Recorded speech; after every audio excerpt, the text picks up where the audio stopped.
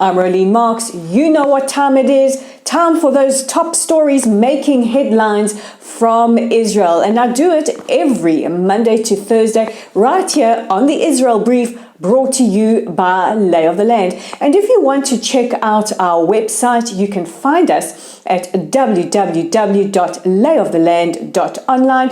Our Facebook community is at Lottel's site. Give us a like or a follow, share our content.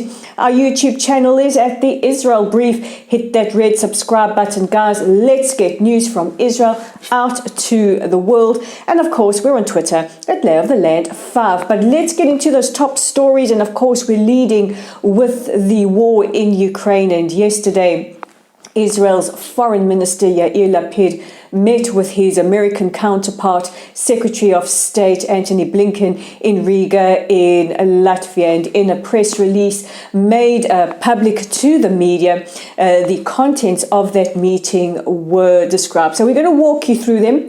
The two leaders spoke about the role that Israel is playing in mediation between Russia and Ukraine. And it was stressed that Israel is doing this with the cooperation of the United States, Israel's strongest ally.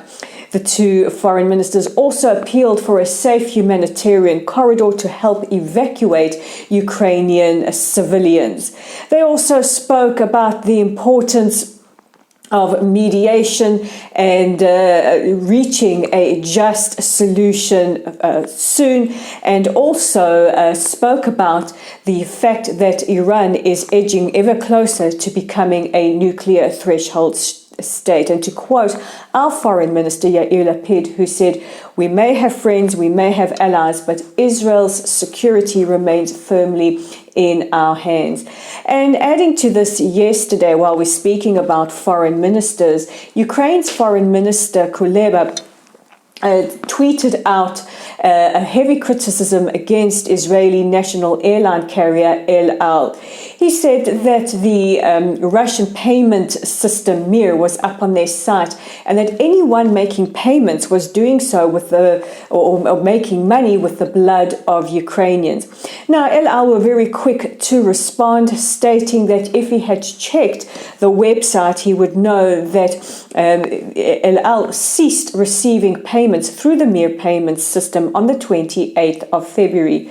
However, El Al right now is one of the few airlines still operating flights to Russia, and the reason is simple. We still have many Israeli nationals and Jews who the airline says we will continue to fly as long as it is possible to do so, to bring them to safety. Well, the Ukrainian Foreign Minister Kuleba has apologized for his erroneous tweet and thanked El Al for pointing it out to him. Yesterday, we spoke about the anticipation that there could be a significant uptick in violence as we approach Ramadan and Passover. And last night, there were two terror attacks in the West Bank and in Jerusalem. Two policemen were stabbed, albeit in moderate condition, on the Temple Mount in the old city of Jerusalem. And in the early hours of the morning, there was an attempted car ramming against Israeli officers in the West Bank town of Jenin. Both terrorists were neutralized. Now, the war of threats is heating up between Iran and Israel. And yesterday, the IDF released footage showing how they had intercepted and eliminated two drones from Iran destined for Gaza.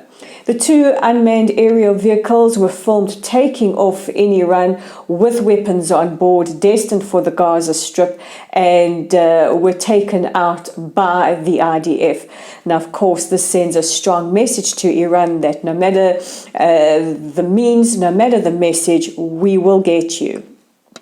And our final story, it is International Women's Day. Happy International Women's Day, everybody. And here in Israel, even though we are working tirelessly to continuously improve the status of women in our country, in all our various spheres of society, and we realize that we still have a very long way to go, we just want to take a moment to celebrate the incredible achievements that this tiny state less than 80 years old has achieved. We have had one of the first female prime ministers.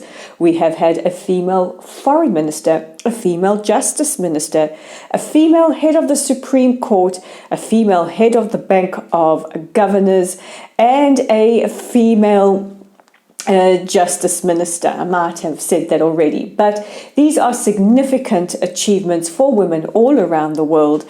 And as we mark a day that is dedicated to the improvement of the status of women and discussing issues around gender parity, women's suffrage, employment opportunities, reproductive health, and a whole host of other women's issues, we just want to acknowledge Israel's extraordinary achievements. And on that note, I'm going to wish you all a wonderful Tuesday. Please join me again tomorrow, where I will bring you those top stories that make the headlines right here in Israel. I'm Rolene Marks. This is the Israel Brief. Thank you for watching.